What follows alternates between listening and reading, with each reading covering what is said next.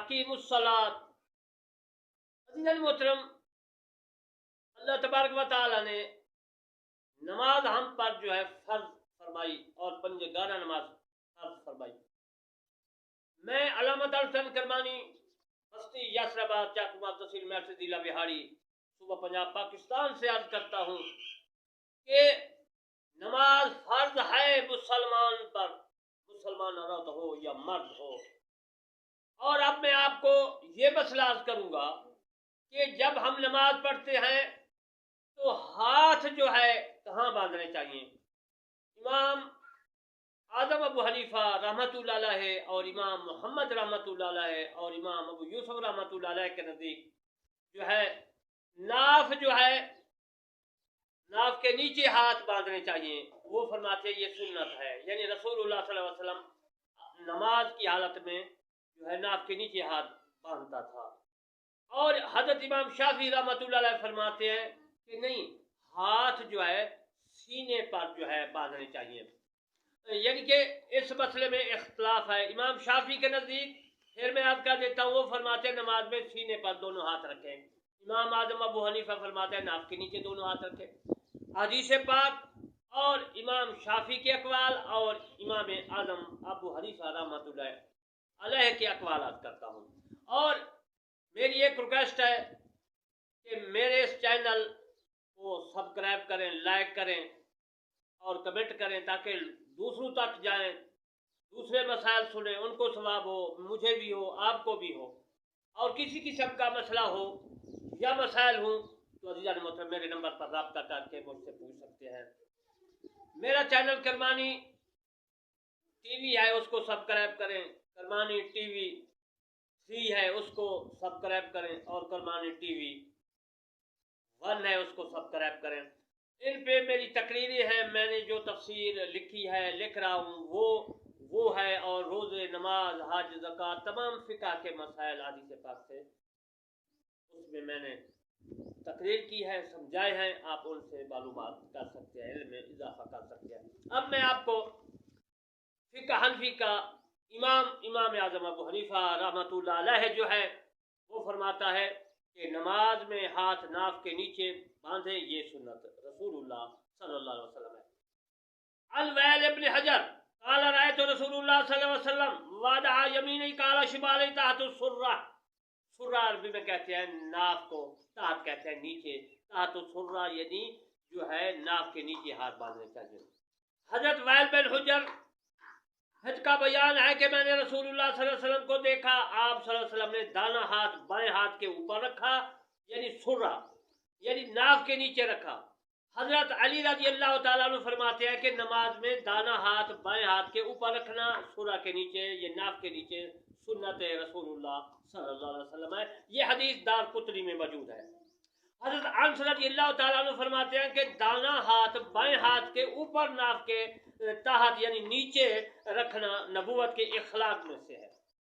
हजरत अभी जो है जहीफा रज़ी अल्लाह तआला अन्हु फरमाते हैं कि नमाज में हाथ बांधना सुन्नत रसूलुल्लाह सल्लल्लाहु अलैहि वसल्लम है। और दोनों हाथों को जो है सुर्रा यानी नाफ के ताहत नीचे रखें, नीचे बांधे। हज़रत अली रज़ी अल्लाह तआला अन्हु फरमाते हैं कि सुर्रा के नीचे हाथ के ऊपर रखना सुन्नत है। ये बहकी शरीफ में भी मौजूद है, बहकी के अलावा दारकुतनी में भी है।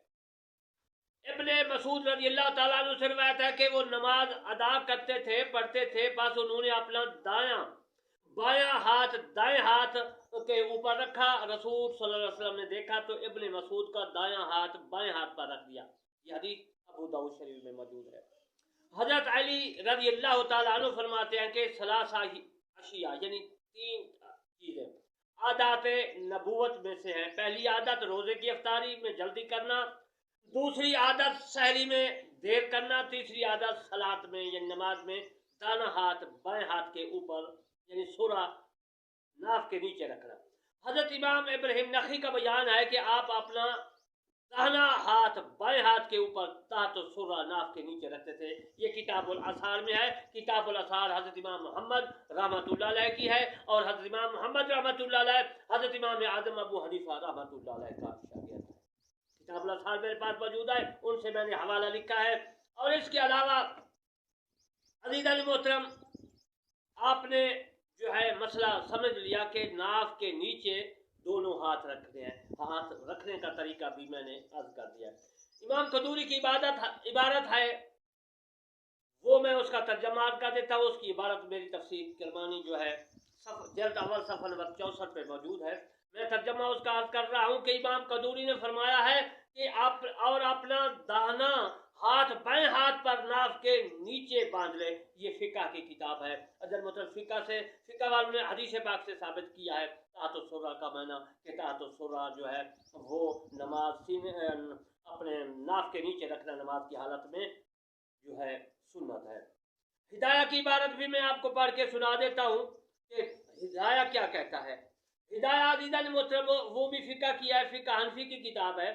وہ فرماتے ہیں کہ امام قدوری رحمۃ اللہ علیہ جس طرح فرمایا کہ ہاتھ جو ہے نیچے رکھنا چاہیے ناف کے نیچے, تو وہ فرماتے ہیں کیونکہ رسول اللہ صلی اللہ علیہ وسلم کا ارشاد مبارک ہے دانا ہاتھ جو ہے بائیں ہاتھ پر ناف کے نیچے رکھنا سنت ہے. ہدایہ میں بھی یہ ہے اور قدوری میں بھی عزیزان محترم موجود ہے یہی مسئلہ. دونوں فقہ کی کتابیں ہیں, فقہ حنفی کی. رسول اللہ صلی اللہ علیہ وسلم نے اس پر بداوت کی ہے.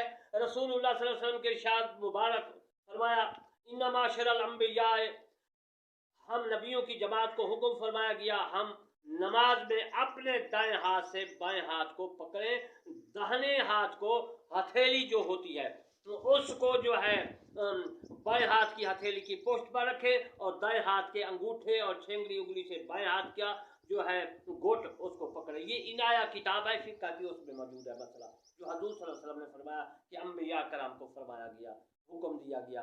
زیر ناف ہاتھ باندھنا اقرب الی التعظیم وهو المقصود, تعظیم کی زیادہ قریب ہے اور تعظیم جو ہے تعظیم ہی مقصود ہے. یہ ہدایت شریف کی عبارت ہے جو میں نے پڑھی ہے, اس کا ترجمہ بھی میں نے عرض کر دیا. ناف کے نیچے ہاتھ باندھنے میں اہل کتاب کے ساتھ جو ہے عزیزان محترم جو ہے بعد ہوتا ہے اور 70 اور سے جو ہے قرب ہوتا ہے. کفایہ نے لکھا ہے. اب میں آپ کو عرض کرتا ہوں کہ نماز میں سینے پر دونوں ہاتھ رکھیں. یہ امام شافعی رحمۃ اللہ علیہ کا مسلک ہے. امام اعظم ابو حنیفہ کا مسلک آپ سمجھ گئے کہ ناف کے نیچے دونوں ہاتھ باندھنے ہیں, اور امام شافعی کا مسلک ہے کہ سینے کے اوپر. میں آپ نماز میں سینے پر دونوں ہاتھ رکھنے کے متعلق امام شافعی رحمۃ اللہ علیہ نے جو حدیث پر عمل کیا ہے وہ حدیث بھی پڑھوں گا اور اس کا قول جو ہے وہ بھی عرض کروں گا تاکہ دونوں مسئلے آپ کو سمجھ جائیں, فقہ حنفی کے بھی سمجھ آ جائیں اور فقہ شافعی کے بھی. الویل ابن حجر انہ قال صلیت مع النبی صلی اللہ علیہ وسلم, پوری حدیث ہے وہ بلوغ المرام میں بھی ہے, تو اس کا ترجمہ میں عرض کر دیتا ہوں کہ حضرت وائل بن حجر روایت کرتے ہیں کہ اس نے فرمایا میں نے رسول اللہ صلی اللہ علیہ وسلم کے پیچھے صلاۃ یعنی نماز ادا کی, بس آپ صلی اللہ علیہ وسلم نے اپنے دائیں ہاتھ کو بائیں ہاتھ پر سینے پر رکھا. اس حدیث میں جو ہے کہ رسول اللہ صلی اللہ علیہ وسلم نے نماز پڑھی اور جو ہے فوادع یدہ الیمنی علی یدہ الیسری علی صدرہ, یہ کتاب بلوغ المرام میں بھی ہے عزیزان محترم. اس میں نے حدیث جو لکھی ہے اس کا ترجمہ بھی عرض کر دیا ہے کہ رسول اللہ صلی اللہ علیہ وسلم نے نماز پڑھی اور دونوں ہاتھ سینے پر رکھے, اور رسول اللہ صلی اللہ علیہ وسلم کی حدیث ہے آپ نے اسی طرح کیا. حضرت امام شافعی رحمۃ اللہ علیہ فرماتے ہیں کہ نماز میں دونوں ہاتھ سینے پر باندھنے چاہیے. کہتے ہیں کہ سینہ نور ایمان کی جگہ ہے, لہذا نماز کے اندر اپنے ہاتھ سے اس کی حفاظت کرنا اولا ہے. مطلب میں نے دونوں عرض کیے. امام اعظم ابو حنیفہ رحمۃ اللہ علیہ کا جو قول ہے وہ بھی میں نے عرض کیا. حدیث پاک سے انہوں نے جو لیا ہے وہ حدیث پاک بھی میں نے عرض کی, اور امام شافعی رحمۃ اللہ علیہ نے جو حدیث ہے اس کے اوپر جو اعتماد کیا ہے وہ بھی میں نے عرض کی. حضور صلی اللہ علیہ وسلم نے اسی طرح سینے پر ہاتھ رکھا, نماز پڑھی, اور امام شافعی کا قول بھی عرض کر دیا. میں نے سینے پر ہاتھ رکھنے کے مسائل بھی عرض کر دیے, ناف کے نیچے رکھنے پر بھی مسائل عرض کر دیے.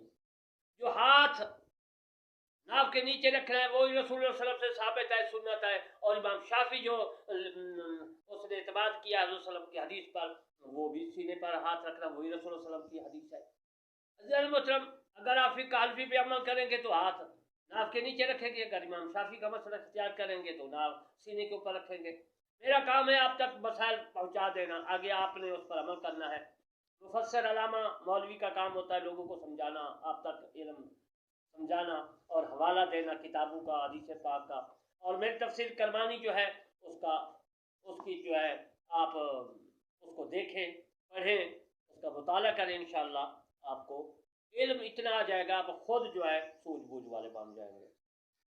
میں دعا کرتا ہوں اللہ تبارک و تعالی ہم تمام مسلمانوں کو قرآن مجید فرقان حمید پڑھنے، سننے اور اس پر عمل کرنے کی توفیق عطا فرمائے، آمین ثم آمین، وما علینا الا البلاغ۔